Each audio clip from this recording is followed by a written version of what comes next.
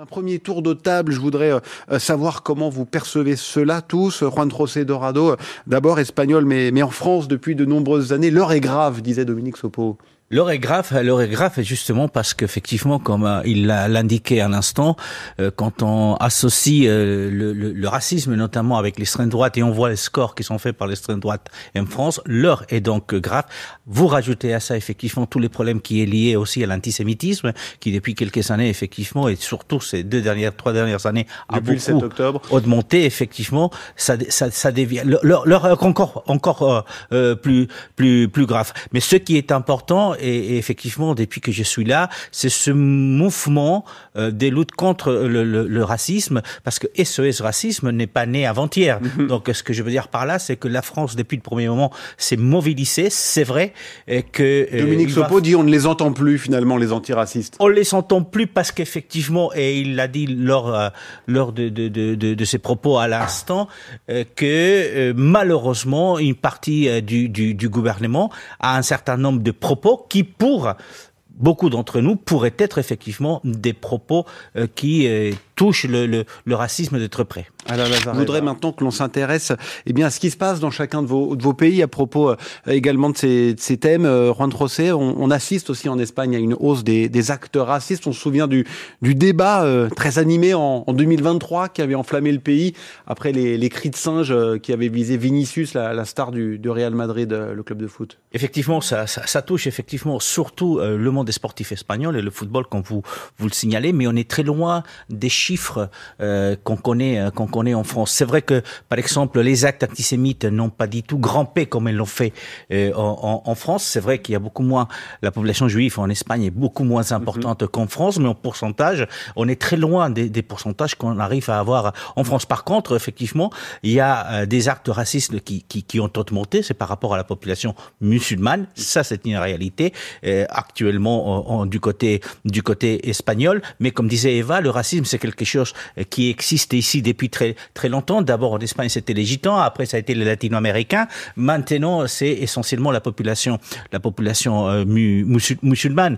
Mais encore une fois, on est loin de la crispation politique aussi qui existe en France. En Espagne, vous avez déjà un gouvernement socialiste et il n'y a pas dans les propos du gouvernement, il n'y a jamais des propos durs contre les populations étrangères, qu'on ne peut pas à aucun moment traiter le gouvernement d'être un gouvernement ou avoir des ministres qui ont des propos racistes, comme on entend par exemple en France. Donc la situation politique espagnole est complètement différente, mais c'est vrai, c'est une réalité, qu'il y a eu aussi beaucoup d'efforts qui ont été faits, que ce soit dans la lutte contre les discriminations, et quand on parle des discriminations, on parle bien évidemment aussi du racisme. Pays très catholique, on a suivi le feuilleton également, on le suit attentivement. On a suivi le feuilleton, comme vous dites, effectivement, beaucoup moins peut-être que la presse suisse ou la presse italienne. Cela dit, vous avez effectivement, pour les Espagnols, le pape est un personnage éminemment sympathique, donc on a suivi de près, mais encore comme mes collègues, en fait, tout le monde attendait peut-être d'autres nouvelles et pas celles qu'il rentre chez lui au Vatican. En tout état des causes, c'est vrai que demain, la presse espagnole va suivre de très près ce qui se passe et comment il apparaît effectivement devant les catholiques du monde, même si en Espagne, étant un pays très catholique par le passé, il y a beaucoup moins aujourd'hui de baptêmes, de mariages et beaucoup plus de divorces. Juan José, l'Espagne est prête à envoyer des troupes, le débat est vif dans le pays?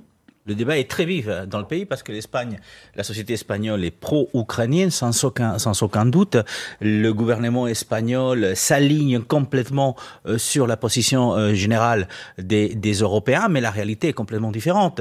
C'est-à-dire que vous avez l'Espagne, c'est le pays qui dédie le moins de budget à l'investissement militaire de l'Union européenne, c'est 1,28 du PIB espagnol, c'est une réalité. Et puis il y a la politique interne. Une partie du gouvernement espagnol est contre l'envoi d'armement à l'Ukraine et contre la participation des soldats espagnols dans une force de paix. C'est pour ça qu'augmenter le budget de la défense a été si difficile au regard de l'histoire. Ça allait toujours. Ça l'est toujours. Ça l'est toujours puisqu'il y a plusieurs ministres du gouvernement espagnol qui voteraient contre l'investissement des 2,5 milliards cette année dans l'armée. Donc effectivement, l'Espagne, politiquement, elle est alignée sur la position européenne, mais la réalité est complètement différente à l'intérieur de ce gouvernement. Et donc, on ne peut pas dire aujourd'hui que l'Espagne aura vers une éventuelle paix des soldats espagnols en Ukraine. C'est impossible de le dire aujourd'hui. Les conflits locaux, on pense en France au barrage de Sivins ces dernières années, à Sainte-Soline également pour les méga-bassines. Juan Rosé, c'est un sujet dont on parle régulièrement, mais sans forcément toujours se rendre compte des conséquences qui existent déjà et puis surtout de celles à venir aussi. Effectivement, le manque d'eau en Espagne est criant depuis plusieurs décennies, mais notamment ces 2 dernières décennies. D'ailleurs, il y a des plans qui sont lancés par les différents gouvernements ces 20 dernières années, justement. On parle déjà de crise de l'eau. Des crises de l'eau, effectivement, à tout moment. Mais en même temps, aujourd'hui, par exemple, ces dernières semaines, l'Espagne est victime des pluies torrentielles. On se rappelle celle de l'époque, du mois d'octobre, fin octobre, effectivement. Mais encore ces derniers jours, la région des Valences a été touchée par des fortes pluies torrentielles. Donc, le problème aujourd'hui, effectivement, c'est un problème sur lequel on travaille depuis des années. Vous parlez effectivement, parce que c'est la journée mondiale des protections de l'eau, et notamment la protection des glaciers.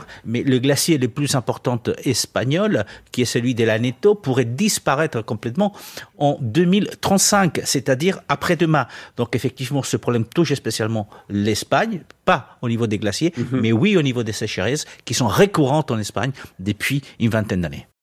Juan José Dorado, très rapidement, parce que le temps file, culture et société avec vous. Vous allez nous parler de Rodrigo Cuevas. Rodrigo Cuevas, qui est un artiste espagnol qui sera en concert à Paris et dans d'autres villes françaises dans quelques jours, donc le 1er avril à Paris. Mais pourquoi je voulais vous parler de lui? Parce que lui, il est devenu l'image de la lutte contre l'homophobie en Espagne. Et ça, pour vous dire que c'est le rôle des artistes aussi, de lutter contre le racisme, de lutter contre l'homophobie, de lutter contre l'homophobie dans le sport. Et c'est pour ça que je voulais parler de lui, parce que au-delà de ses talents artistiques qui sont nombreux, et je vous invite à aller les voir, il y a ce rôle d'artiste engagé justement dans la lutte contre l'homophobie, parce qu'encore une fois, parler de racisme c'est bien, mais il faut aussi parler de l'homophobie qui est toujours très présente dans notre société, et les artistes ont un rôle très important à jouer. Et ce sera le mot de la fin ce soir.